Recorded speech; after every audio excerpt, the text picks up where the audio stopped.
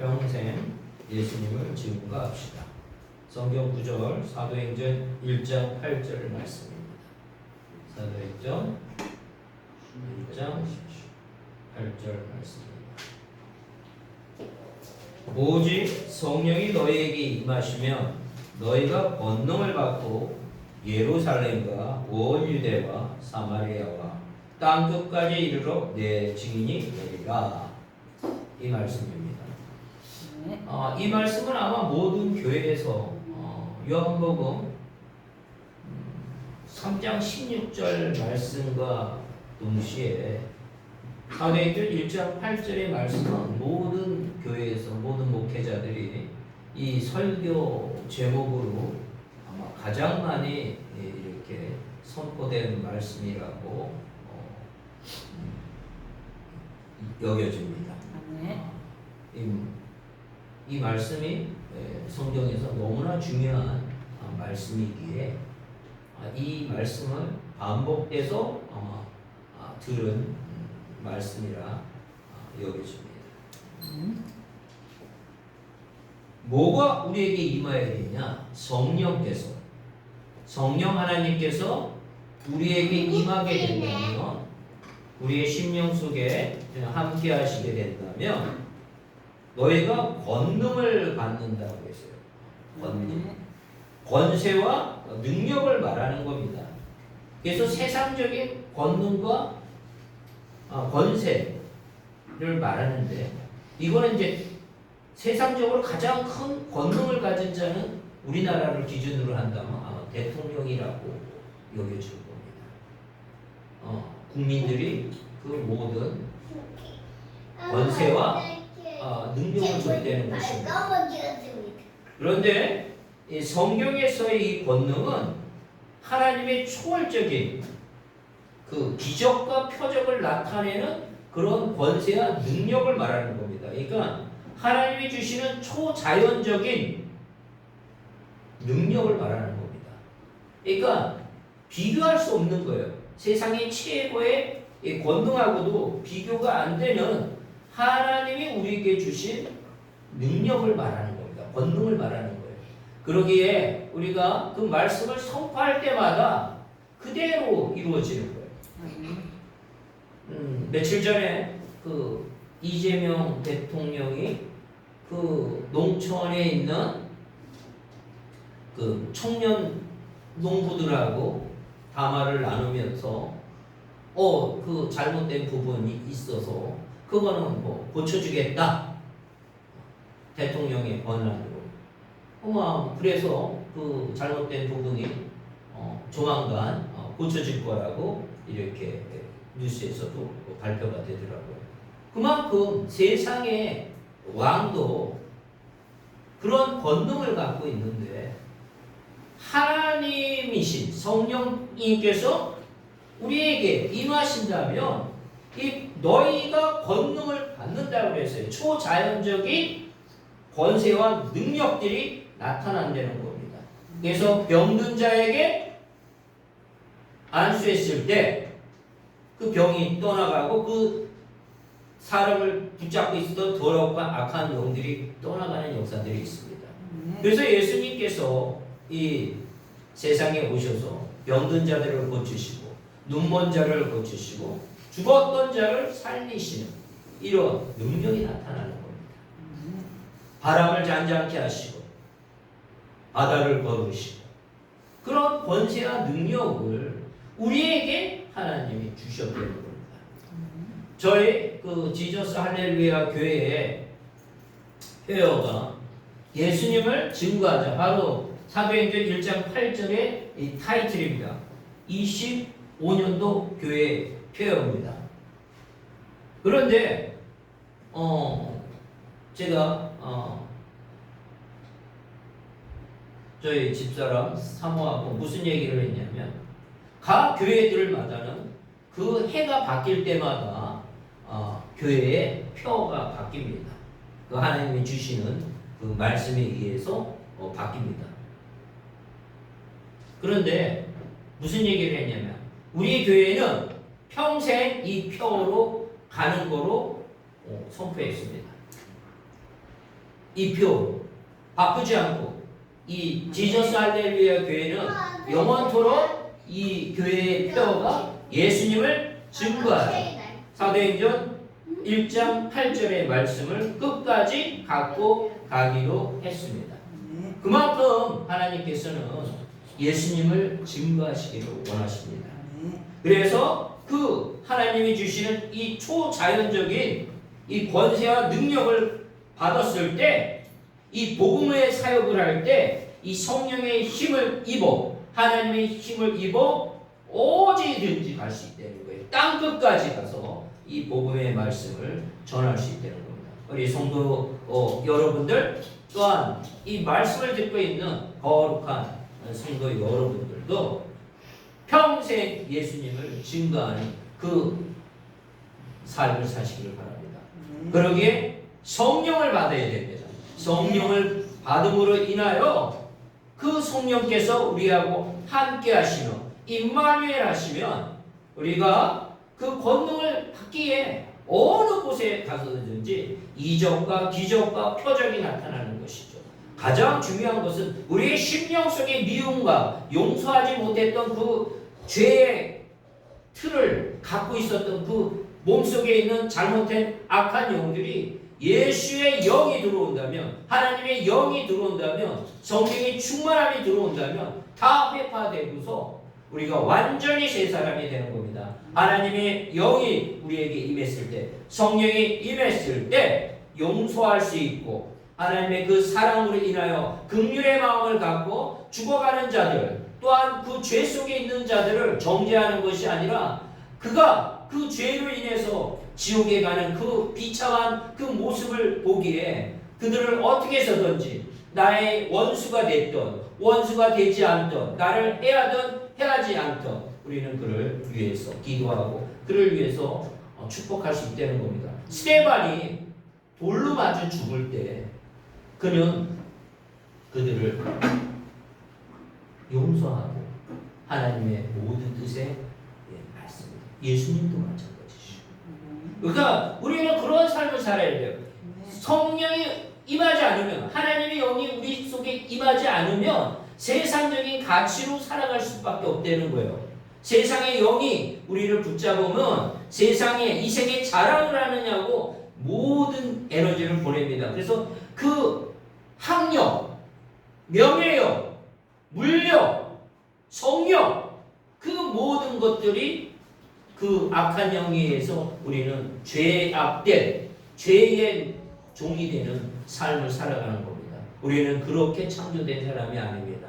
하나님의 자녀이기 때문에 거룩한 삶, 하나님과 교제교통하는 삶, 그러기 위해서 예배 처소에서 하나님의 말씀을 듣고 그 말씀에 입각해서 말씀을 듣고 기도하며 그 말씀의 은혜를 받고 그 하나님이 원하시는 말씀대로 살아가는 그런 사람이 되어야 됩니다. 그런데 많은 악한 영들이 우리를 해방할 것입니다. 그러기에 우리는 그 하나님의 영을 통해서 권세를 통해서 우리는 능히 이길 수 있다는 얘기입니다. 이 교회의 문턱이라는 것은 굉장히 높은 문턱입니다. 우리가 은행의 문턱이 높다 하잖아요.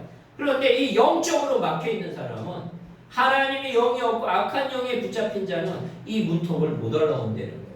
혼자는 못 와요. 그러기에 우리가 하나님의 자녀인 우리가 그들을 같이 기도하는 가운데 인도함으로 인하여 그들도 하나님의 자녀로서 그 권세를 누릴 수 있도록 하셔야 됩니다. 그 예수님을 이제 증거하는데 무엇을 증거해야 될 것이냐? 예수님은 십자가상에서 우리의 죄를 완전히 다 담당하시고 부활하셨다는 이 사실을 증거하셔야 됩니다. 이 세상에서 부활하신 분은 예수 그리스도밖에 없다는 겁니다. 하늘나라에서 이 지상에 내려오신 유일하신 분은 예수님밖에 없다는 것입니다. 그래서 죽음을 이기시고 부활 승천하셨다는 이 사실을 증거해야 된다는 겁니다. 그래서 예수님의 무덤은 빈무덤이에요. 세상의 모든 왕들, 세상의 많은 권세를 가졌던 자들, 석가모니든 공자든 소크라테스든 마호메트든 다 무덤이 있어요. 그런데 예수님은 빈 무덤이래요. 왜냐? 부활하셨기 때문에. 생명의 이 죽음을 이기신 이 부활 사건을 통해서 우리가 그것을 증거해야 됩니다. 그러니까 주님은 확실히 부활하셨다는 것을 빈 무덤으로 알고 우리에게 알려주십니다. 그 마태복음 28장 5절에서 6절에 보면 천사가 여자들에게 말하여 이르되 너희는 무서워하지 말라. 십자가에 못 박히신 예수를 너희가 찾는 줄을 내가 아노라. 천사들은 이 얘기하는 거예요. 그가 여기 계시지 않고 그가 말씀하신 대로 살아나셨느니라. 와서 그가 누웠던 곳을 보라. 이렇게 얘기합니다. 그래서 예수님은 부활하셔서 그냥 곧바로 하늘나라로 승천하지 않으셨어요.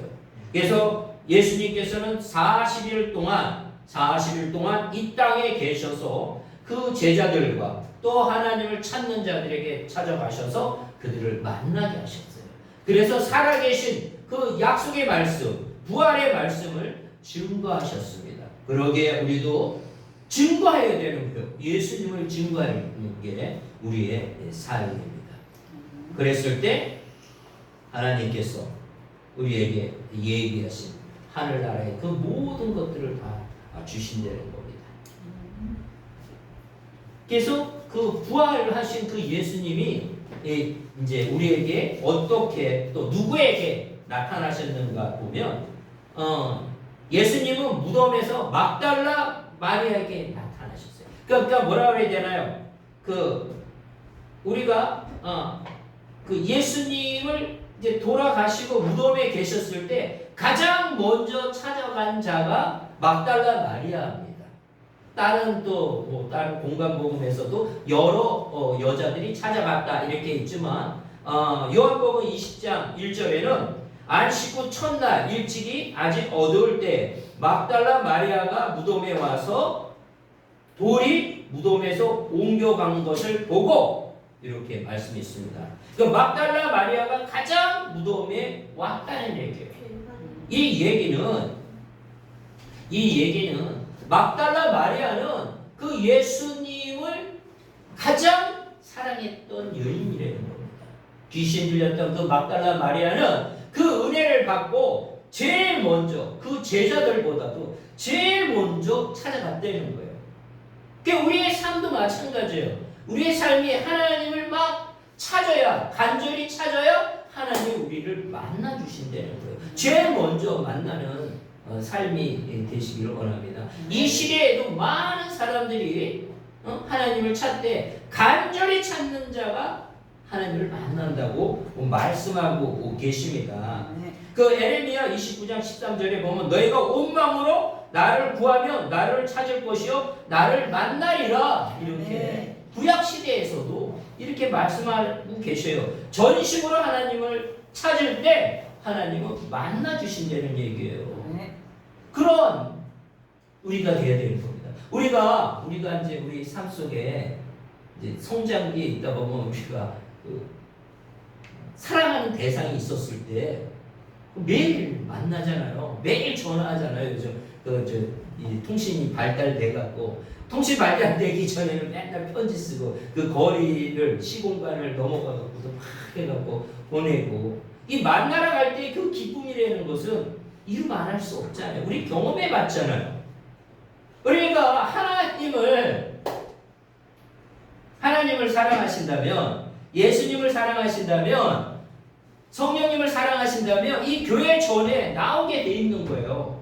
저는 저번에도 말씀드렸지만 38살 때 인격적으로 살아계신 하나님을 만나고 그때서부터 새벽단을 쌓으면서 그때부터 모든 공예배에 참여하는 그럼 이게 억지로 안 되는 거예요. 이게 잠자야지. 잠자는 게 더 좋은데 근데 사랑하는 그 하나님 나에 있어서 하나밖에 없는 님 오로지 최고의 사랑하는 분을 만난 거예요. 몰랐었는데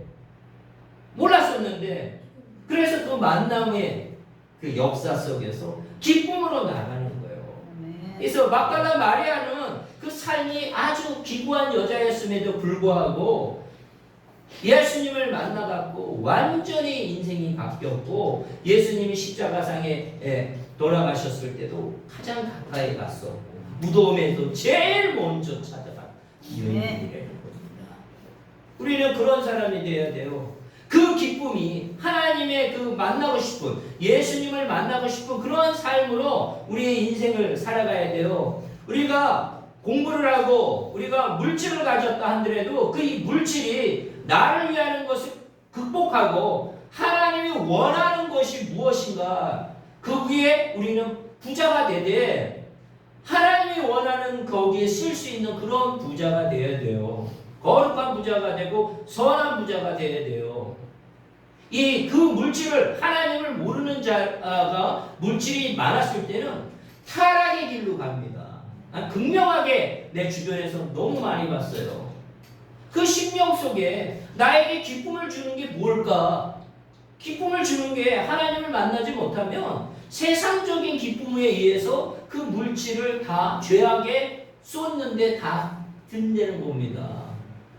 우리가 공부 열심히 하고 그 좋은 영향력을 미쳐야 되겠죠. 그런데 하나님을 모르면 나쁜 영향을 미쳐요. 그래서 그 대통령들도 뽑을 때 하나님 앞에 경건한 자, 하나님을 두려워하는 대통령을 뽑아야 되는 거예요.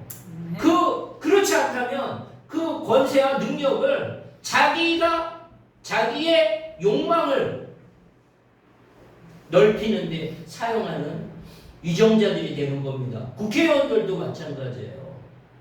진짜 하나님을 두려워하고 하나님의 나라를 위해서 쓰임받을 수 있는 그런 사람이 되어야 돼요. 그래서 많은 선진국들은 하나님을 경외했던 그 정치인들을 세우고 했기에 그 나라가 선진국이 된 겁니다. 후진국들은 부정부패가 무진장 심한 겁니다. 상상할 수 없는. 그러기에 그 백성들이 그 타성에 젖어서 우리는 바뀔 수가 없어 해갖고 그걸 다 인정하면서 그렇게 살아가는 아주 후진국이 되는 겁니다. 그런 부분들을 우리가 삶을 통해서 우리 인생의 짧은 이 여정 속에 하나님의 그 뜻을 우리가 이루어 나가는 그런 사람이 되는 것이 이게 진짜 너무 중요한 거예요. 이 미움의 영에서 사랑의 영으로 가는 거 이거 하나님의 가장 큰 권세와 능력입니다. 그런 능력을 우리는 가지셔야 됩니다. 그런데 또 하나님께서는요, 이 이제 막달라 마리아도 이렇게 왔을 때 얼마나 좋아하셨겠어요. 그랬을 거 아니에요. 막 찾아왔었을 때 막 그런데도 불구하고 찾아오지 않는 제자들에게도 찾아간다는 겁니다. 그러니까 하나님의 마음이 예수님의 마음이 얼마나 큰 분인지 몰라요. 그 예수님이 엠마오로 가는 두 제자에게도 나타나셨고요. 베드로에게도 나타났고 야고보에게도 나타납니다. 또한 그 자리에 11명 제자 있을 때 도마가 없었거든요. 그래갖고 도마를 포함하면 다시 또 나타나요. 그러니까 이들은 진짜 하나님을 찾아야 되고 예수님을 찾아야 됨에도 시리에 빠져갖고 다시 그냥 그 뭐라 해야 되나 그 업으로 다시 가려고 그 베드로 같은 경우 그때 예수님이 다시 찾아가시는 거예요. 적극적으로 찾아가는 자가 더 좋겠죠. 하지만 하나님께서는 한번 선택했던 자, 그들이 시리하고 좌절하고 있었을 때, 두려움 속에 있었을 때 다시 예수님이 이렇게 찾아가셔요. 그러신 분이에요.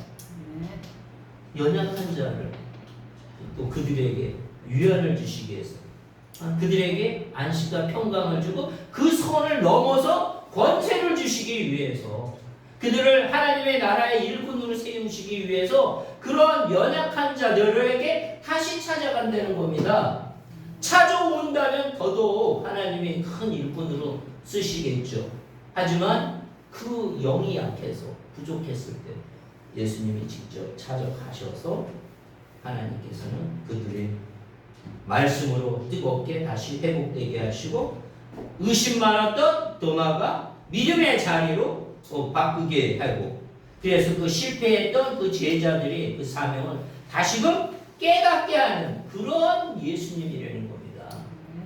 그래서 진짜 예수님을 증거했을 때 우리의 삶이 그게 짧던 길던 중요하지 않아요. 하나님의 쓰임받는 우리의 모든 거룩한 백성이 되어야 됩니다. 그러기 위해서는 성령이 우리에게 임하셔야 돼요. 그래서 성령을 받으셔야 돼요. 그래서 이제 성령의 내가 예수님이 나를 위해서 죽기까지 사랑하셨다는 이 사실을 믿는 거, 이게 바로 성령을 받은 거예요. 그런데 어느 경우에는 이제 거기에다가 성령의 살아 역사하신 기름 부음과 성령의 불세례를 주심으로 인해서, 간구함으로 인해서 그것도 받을 수 있는 거예요. 또한 그 은사도 내가 막 간절히 은사를 사모했을 때 하나님이 살아 역사하셔서 느낄 수 있고 다른 사람들도 체험할 수 있게끔 그렇게 주시는 거예요. 하지만 그 모든 중심에서는 하나님의 사랑이에요. 사랑이 없이 그런 은사를 받았다, 그러면 또 이단이 되는 거예요. 그거를 잘못 사용하게 됩니다. 그러기에 우리가 하나님이 주시는 그 모든 것들을 하나님의 뜻 안에서 받고 그 받은 것을 하나님의 기뻐하는 것으로 이렇게 선포하고 나아가는 또한 그런 삶을 살아가시는 저희들이 되어야 됩니다. 그러니까 하나님께서는, 예수님께서는 참 우리를 어떻게 해서든지 끝까지 우리를 붙잡고 계시는 겁니다. 고린도전서 15장 6절에서 8절에도 보면 그 외에 500명이 넘는 형제들에게 동시에 나타났다는 거예요. 그러니까 이 부활 사건을 부정하는 사람은 철저한 이단입니다. 그쵸? 그쵸? 이 명확한 이 사실을 부정하고 이것을 약화시키는 것은 이단이라는 겁니다. 그들 중 대부분이 아직 살아있지만 어떤 사람은 이미 죽었습니다. 그 후에 나타난 야곱에게도 나타나고 그 후에 모든 사도에게 나타나셨습니다. 맨 나중에는 누구에게? 나 사도 바울에게도 다메섹 도상에서도 나타나셨다는 겁니다. 그러기에 그 말씀을 믿고 이 말씀을 듣지 못하는 자들에게 전해야 된다는 거예요. 이게 너무 중요한 사실이에요. 우리가 전했을 때 이게 내 거로 완전히 열매 맺게 됩니다. 이 말씀이라는 게 선포했을 때하고 내가 갖고 있을 때하고 차원이 틀려요. 내가 이 말씀을 선포했다, 그러면 믿음의 씨앗들이 땅에 막 떨어져서 그게 열매 맺게 돼요. 그래서 우리가 눈으로 보게 돼요. 그 믿지 않았던 자가, 그 죄악에 있던 자가 내 그 성경의 말씀에 근거해서 말씀을 선포했을 때 그게 180도 돌아가는 모습을 보게 됩니다. 근데 이게 내가 말씀을 선포하지 않았다, 그 말씀을 갖고만 있으면 그 말씀의 귀한 것들이 선포되어야 되는데, 우리 씨앗을 비교한다면 그거 계속 갖고 있으면 그 씨앗이 나중에 썩어요. 그 벌레까지 나요. 그렇죠? 그래서 우리가 그 말씀을 받으면 그 말씀을 전하는 겁니다. 우리는 축복의 통로로 쓰임 받아야 돼요. 근데 그 통로에 그 악한 것들이 껴있다, 더러운 것들이 껴있다, 그러면 그 통로로 역할을 못하는 거예요. 그래서 그릇 비유 있잖아요. 예?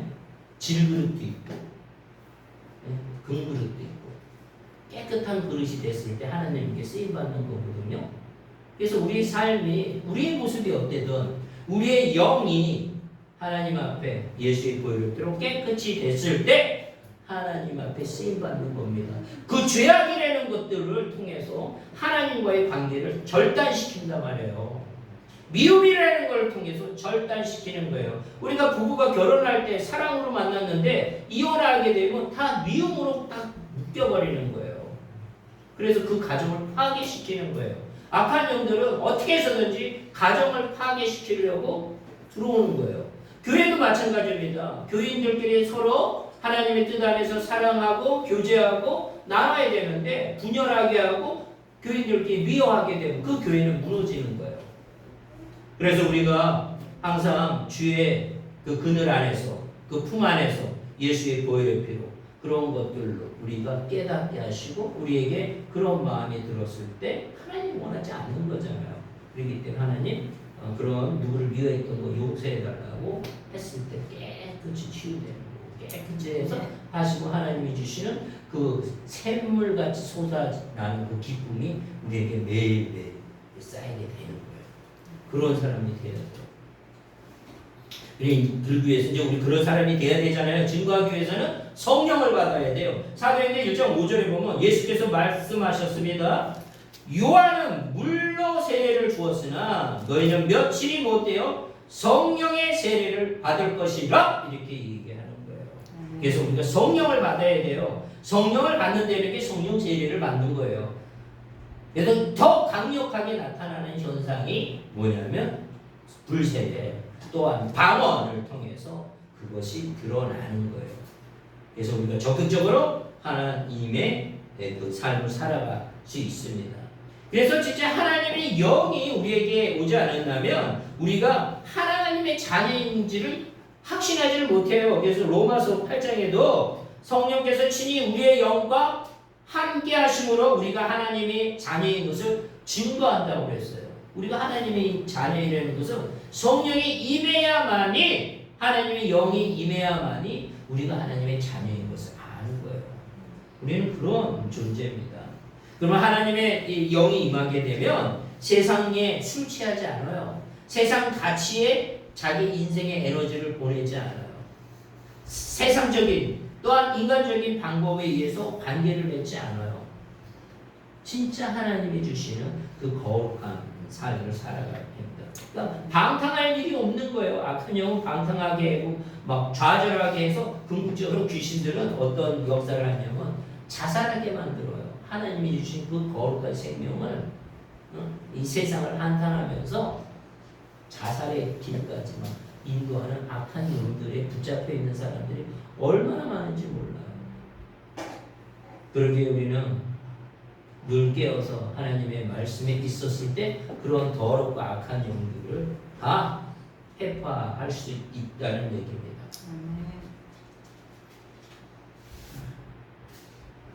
그러기에 이제 우리의 삶이 온전히 하나님의 삶으로 살아가기를 원합니다. 그래서 그 본을 보이신 분이 예수님이시잖아요. 하나님의 말씀에 순종해서 십자가에서 돌아가셨잖아요.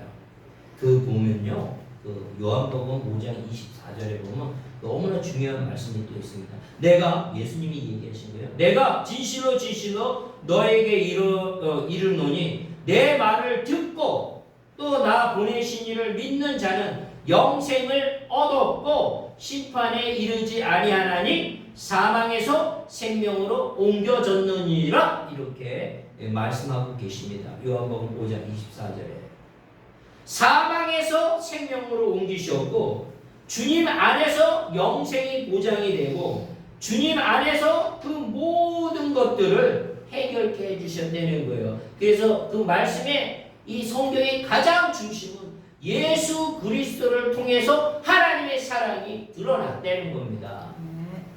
그래서 우리가 그 예수를 통해서 영생을 얻었다. 영원토록 하나님의 나라에서 영원토록 하나님의 통치를 받으면서 그곳에서 하나님을 찬양하며 그 믿음 안에서 슬픔이 없고 죽음이 없고 아픔이 없는 곳에서 살아가는 것으로 우리는 원래 만들어진 존재이기 때문에 그곳으로 우리를 인도하는 거예요. 예수를 통하지 않고서는 하늘나라에 못 가는 거예요. 그러기에 땅끝까지 가서 예수님을 증거하는 겁니다. 제일 가까운 내 가족서부터 시작해서 땅끝까지 그들은 복음을 듣고 싶어 해도 추수할 것은 많은데 추수할 일꾼이 적다고 말씀하고 계셔요. 진짜 해외 그 사역에 나가 보니까 진짜 일꾼이 없어요. 일꾼이. 그 많은 사람들이 복음을 사모하는 가운데 있는데 그 복음의 말씀을 전할 일꾼이 없는 거예요. 그러기에 우리는 하나님의 권세와 능력을 갖고 초자연적인 하나님의 권세와 능력을 통해서 그곳에서 그 마음의 벽들 또 귀신에 붙잡혀 있던 사람들 세상적인 가치에 붙잡혀 있던 사람들을 예수의 권세 이름으로 다 선포할 때 그 자리에서 역사가 일어난다는 겁니다. 그래서 그 많은 사람들이 예수님의 자녀로 거듭난다는 겁니다. 생명까지 다 새 생명을 얻었으니 그 많은 사도들이 다 순교의 역사에 그 모든 것들을 짊어지고 나가는 모습들을 우리는 성경에서 봅니다. 이 생명보다 더 귀한 것이 복음이에요. 그러기에 그 많은 믿음의 선진들이 그 복음의 이 말씀을 갖고 나아가서 하나님이 기뻐하는 거예요. 하나님이 가장 기뻐하는 게 한 영혼을 구원하는 거예요. 그러기 위해서는 예수의 보혈의 피, 십자가의 보혈의 피를 증거하는 저희 한 사람 한 사람이 다 되셔야 돼요. 그래서 사망에서 생명으로 옮겨지는 겁니다. 사망, 죽어서도 망하는 게 사망이에요. 무서운 얘기예요. 지옥 간다는 거예요. 영원토록 영벌에 처해 있다는 것이 사망입니다. 이 한문은 굉장히 의미가 있는 글자입니다. 죽어서도 망하는 거예요. 죽어서 그냥 자는 게 아니에요. 죽어서 지옥에 떨어지는 겁니다. 그러기에 우리가 주님을 전할 수 있는 저희 모든 사람이 되시길 바랍니다. 아멘. 주 예수 그리스도를 부르는 자는 다 구원을 얻게 돼 있어요. 로마서 10장 13절에도 누구든지 주의 이름을 부르는 자는 구원을 받으리라. 아멘. 주의 이름을 부르는 자, 여기서 주의 이름을 부르는 자는 하나님의 성령의 임함으로 인하여 하나님이 원하는 삶을 살아간다는 거예요. 그 죄악된 것들을 다 회개하고 하나님 앞에 왔다는 거예요. 그냥 이름만 불렀다는 그런 의미가 아니에요. 간절히 하나님을 찾는 자가 된 거예요. 주의 이름을 부르는 자는. 그래서 그랬을 때 하나님의 그 보혈의 피가 그에게 갔을 때 그가 하나님의 자녀로 영원토록 사랑하는 거예요. 한 영혼이 그 죽음의 죄악에 묶였던 영혼이 하늘나라에 예비된 하나님의 백성이 되기까지 얼마나 많은 영적인 전투가 있겠습니까? 그러기에 기도가 필요하고 그러기에 우리는 더 하나님을 의지하고 예수님을 의지하고 성령님을 의지해야만이 됩니다. 그러기에 아까도 배웠지만 평생 우리 교회는 교회 표어가 예수님을 증거하자. 또 우리의 삶이 예수님을 증거하는 삶. 그렇게 우리는 마음에 새기고 내 주변에 있는 사람을 볼 때마다 우리를 영원토록 사랑하시는 그 예수님을 증거하는 저희들이 다 되시기를 축원합니다.